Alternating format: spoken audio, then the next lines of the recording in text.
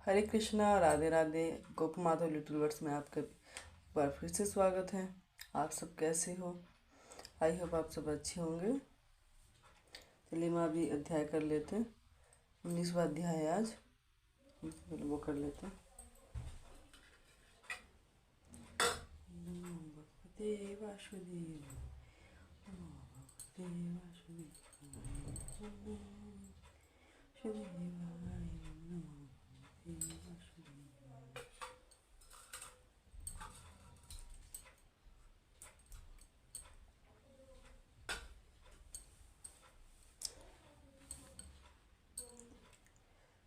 राजा पृथु ने कहा, हे देवर्षि, आप यह कहिए कि भगवान विष्णु ने यहाँ जाकर क्या किया तथा जलंधर की पत्नी का पतिव्रत कैसे भ्रष्ट हुआ।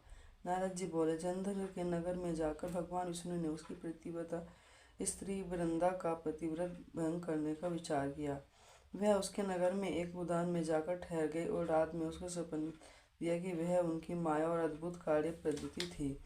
और फिर उनकी माया द्वारा जलंधर पत्नी पतिव्रता वृंदा में रात में ये स्वप्न देखा कि उसकी पत्नी नग्न होकर सिर पर तेल लगाए महिष कर चढ़ है। वह काले रंग के फूलों की माला पहने हुए है तथा उसके चूहे और हिंसक जीव है। वह सिर मुंडाए हुए अंधकार में दक्षिण दिशा की ओर जा रहे हैं तथा उसके नगर में समुद्र को डूबा हुआ देखकर उसे इस प्रकार बहुत से भयानक सपने देखे। फिर तत्काल ही वह जाग पड़ी और स्वप्न में विचार करने लगी। इतने में उसने सूर्यदेव को उदय होते हुए देखा तो उसने उसे एक छिद्र दिखाई दिया। तब वहाँ एक कीर्तिहीन था तथा वहाँ उसने अनिष्टा जाना। वह भयभीत होकर रोने लगी। वह छज्जे पर गई, अटारी पर चढ़ी, भूमि पर उतरी तथा मगर उसको कहीं भी शांति प्राप्त न हुई। फिर वह अपनी 2 सखियों के साथ लेकर उपवन में गई, परंतु वहाँ पर भी उसको चैन न पड़ी। फिर वह जंगल में निकल गई, मगर वहाँ भी उसको चैन न आया। वन में उसने सिंह को समान 2 भयंकर राक्षसों को देखा, जिससे वह अत्यंत भयभीत होकर वहाँ से भागने लगी। उसी क्षण वहाँ पर अपने शिष्यों को सहित एक मौनी तपस्वी आ गया। भयभीत वृंदा उसके गले में हाथ डालकर उससे अपनी रक्षा के लिए याचना करने लगी। मुनि ने अपनी एक ही हुंकार से उन दोनों राक्षसों को वहाँ से भगा दिया। वृंदा को आश्चर्य हुआ कि यह भय से मुक्त होकर मुनिनाथ को हाथ जोड़कर प्रणाम करने लगी और कृतज्ञता का ज्ञापन किया। उसने अपने मुनि से अपने युद्धरत पति के संबंध में उसकी कुशल क्षेम का प्रश्न किया।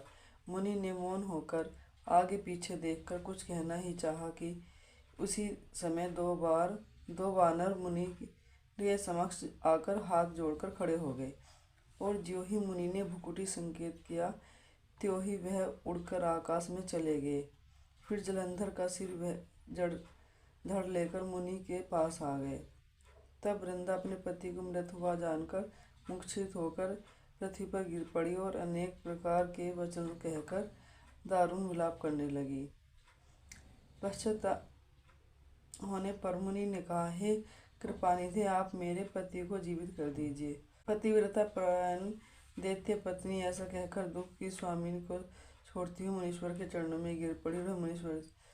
तब मुनीश्वर से कहा, वह शिवाजी द्वारा युद्ध में मारा गया है, अतएव जीवित नहीं हो सकता, क्योंकि जिसने भगवान शंकर मार देते हैं तथा कदापि जीवित नहीं हो सकता वह। परंतु शरणगत की रक्षा सनातन धर्म है, अतः मैं कृपा कर इसे जिलाए देता हूँ। नारद जी कहते हैं कि वह मुनि साक्षात विष्णु ही थे। जिन्होंने की यह सब माया फैला रखी थी। वह वृंदा के पति को जीवित करके अंतर्ध्यान हो गए।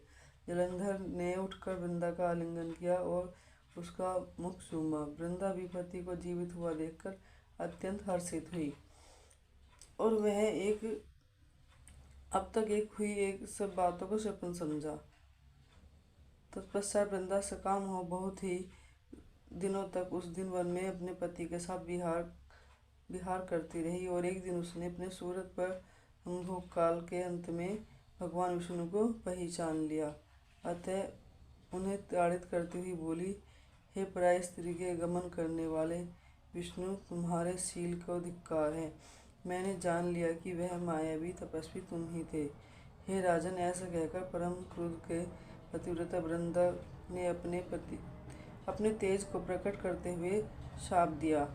जो तुमने अपनी माया से 2 राक्षस मुझे दिखाए थे, वे दोनों राक्षस किसी समय तुम्हारी बेइज्जती का हरण करेंगे और तुम्हारे उसके विरह में दुखी होकर तुम वानरों की सहायता से वन में भ्रमण करोगे, और यह सर्वेश्वर जो इस समय तुम्हारा शिष्य बना है, यह वहाँ तुम्हारा साथी रहेगा।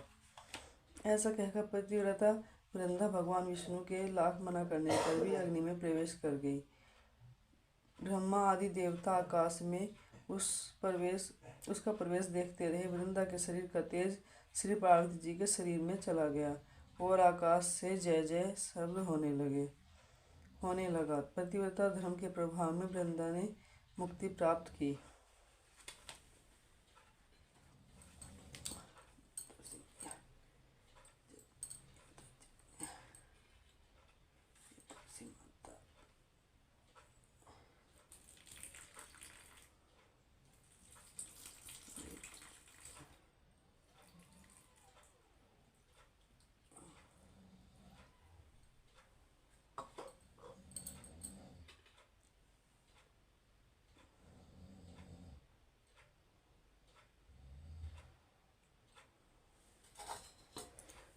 महारानी नमो नमः, हरि की पटरानी नमो नमः, मैं हरि की पटरानी नमो नमः। कौन से महीने उपसयानी, कौन से महीने हुए आदि, कौन से उपसयानी, कौन से महीने हुए उपसयानी, महीना हुए हरियाली।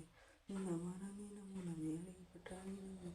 कौन से महीने हुई तेरी पूजा, कौन से महीने हुए सगाई, कौन से महीने हुई तेरी पूजा, कौन से कार्तिक महीना हुई तेरी पूजा, मुझसे मात हुई सगाई, तेरी पूजा मुझसे मात हुई सगाई। वृंदा महारानी नमो नमः, हरि की पटरानी नमो।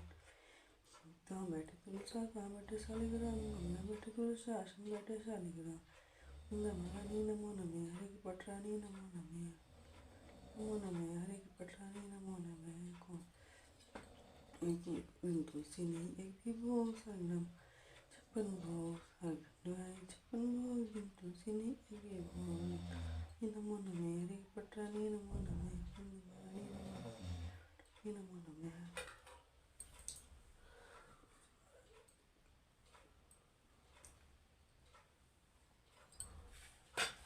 बोलो तुलसी माता की, वृंदा महारानी की, बोलो वृंदावन महाराज की जय, अम्बे माता की जय।